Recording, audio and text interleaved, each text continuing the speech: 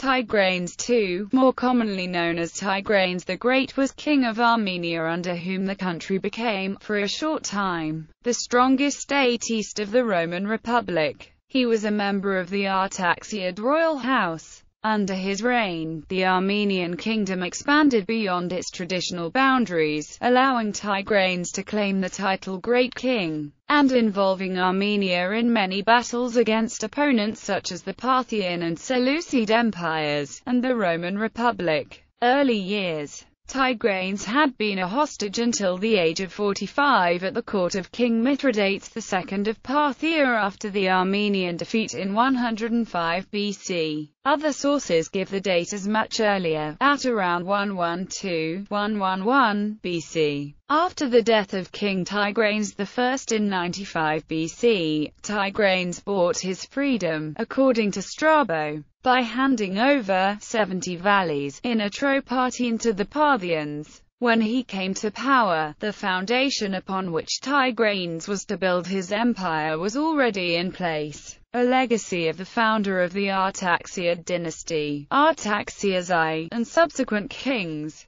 The mountains of Armenia, however, formed natural borders between the different regions of the country, and as a result, the feudalistic Nakaras had significant influence over the regions or provinces in which they were based. This did not suit Tigranes, who wanted to create a centralist empire. He thus proceeded by consolidating his power within Armenia before embarking on his campaign. He deposed Artanes, the last king of Armenian Sophene and a descendant of Zariadres, alliance with Pontus. During the First Mithridatic War, Tigranes supported Mithridates VI of Pontus but was careful not to become directly involved in the war. He rapidly built up his power, allying with Mithridates VI of Pontus and marrying his daughter Cleopatra. Tigranes had agreed that he was to extend his influence in the east, while Mithridates was to conquer Roman land in Asia Minor and in Europe.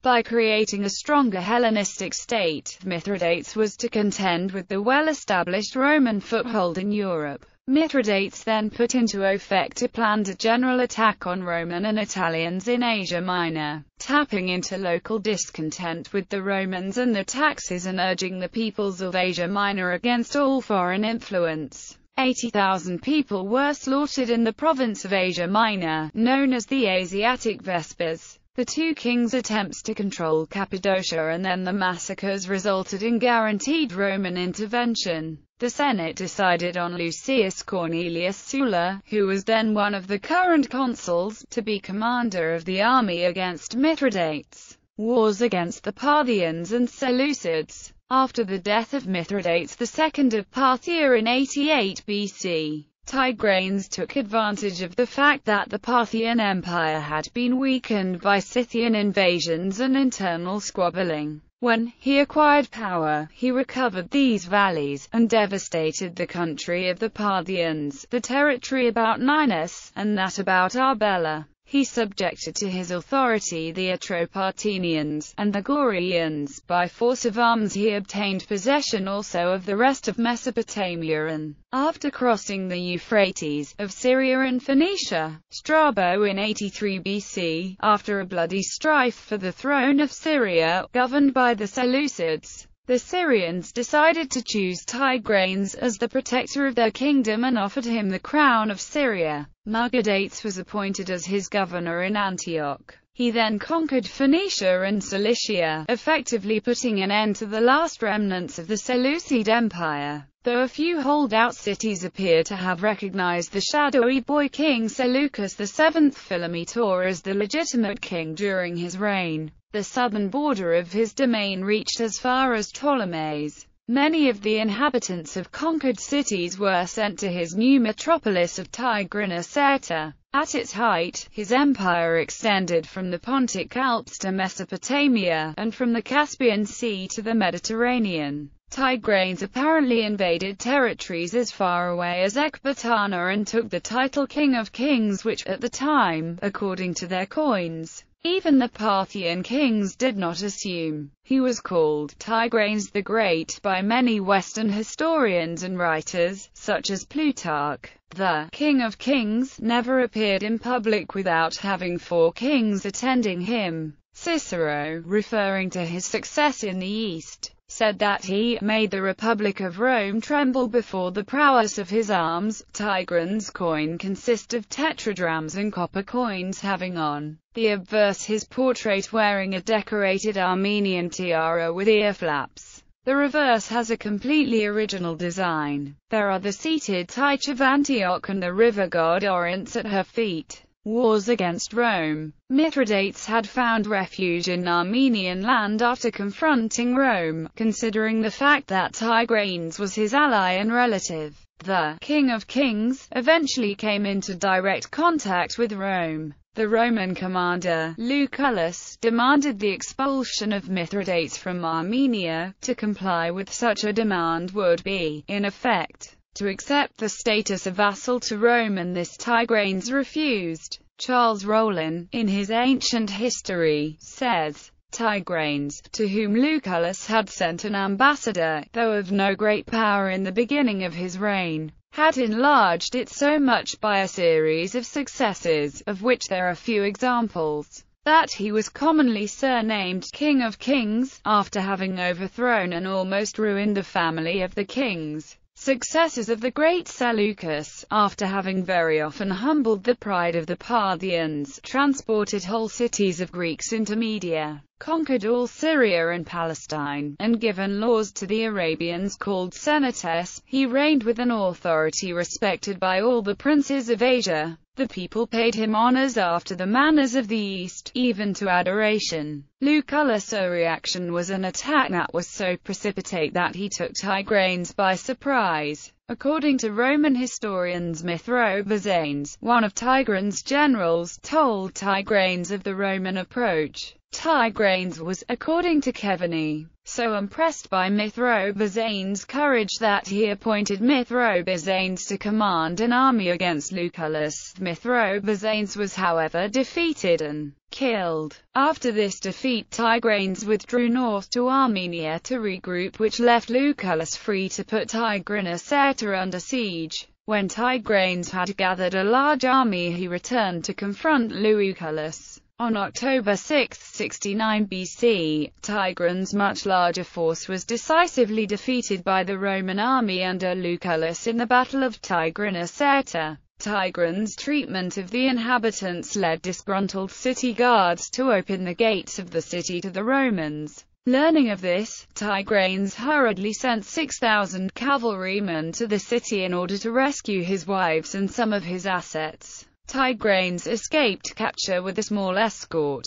On October 6, 68 BC, the Romans approached the old capital of Artaxata. Tigranes and Mithridates' combined army, no Pontian army of 70,000 men, formed up to face them but were resoundingly defeated. Once again, both Mithridates and Tigranes evaded capture by the victorious Romans. However, the Armenian historians claim that Romans lost the Battle of Artaxata and Lucullus following withdrawal from the Kingdom of Armenia in reality was an escape due to the above-mentioned defeat. The Armenian-Roman wars are depicted in Alexandre Dumas' Voyage to the Caucasus. The long campaigning and hardships that Lucullus's troops had endured for years, combined with a perceived lack of reward in the form of plunder, led to successive mutinies among the legions in 68 to 67. Frustrated by the rough terrain of northern Armenia and seeing the worsening morale of his troops,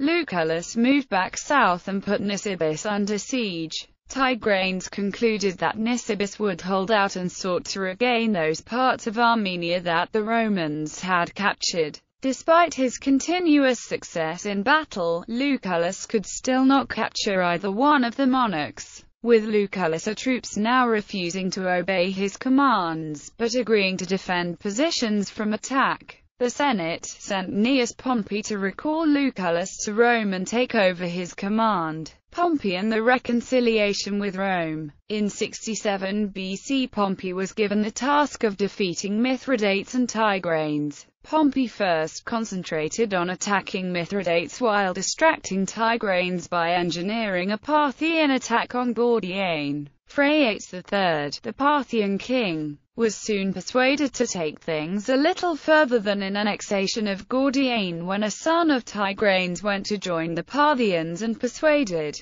Phraates to invade Armenia in an attempt to replace the elder Tigranes with the younger. Tigranes decided not to meet the invasion in the field but instead ensured that his capital, Artaxata, was well defended and withdrew to the hill country. Phraates soon realized that Artaxata would not fall without a protracted siege, the time for which he could not spare due to his fear of plots at home. Once Phraates left, Tigranes came back down from the hills and drove his son from Armenia. The son then fled to Pompey. In 66 BC, Pompey advanced into Armenia with the younger Tigranes, and Tigranes the Great, now almost 75 years old, surrendered. Pompey treated him generously and allowed him to retain his kingdom shorn of his conquests in return for 6,000 talents, 180 tons of silver. His unfaithful son was sent back to Rome as a prisoner. Tigranes continued to rule Armenia as an ally of Rome until his death in 55/54. Halley's Comet.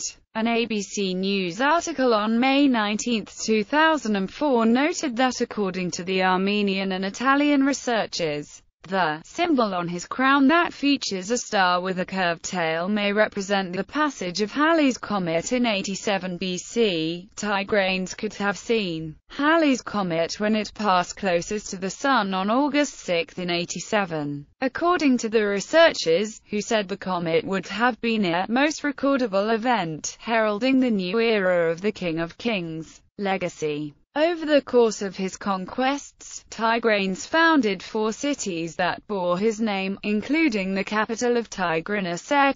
According to one count, 24 operas have been composed about Tigranes the Great by European composers, including by prominent Italian and German composers, such as Alessandro Scarlatti, Antonio Vivaldi, Niccolo Piccinni, Tommaso Albinoni, Giovanni Bononcini, Francesco Gasparini, Pietro Alessandro Guglielmi, Johann Adolf Hasse, Giovanni Battista Lampugnani, Vincenzo Regini, Antonio Tozzi, etc. C2C Armenia is a popular expression used by Armenians to refer to the Kingdom of Armenia of Tigranes the Great, which extended from the Caspian Sea to the Mediterranean Sea. Gallery. Illustration of Tigranes the Great in 1898. Book illustrated Armenia and the Armenians. 19th century painting of Tigranes the Great. Obverse of the 1993 Armenian 500 dram. The Tigrane the Great Order of the Republic of Armenia.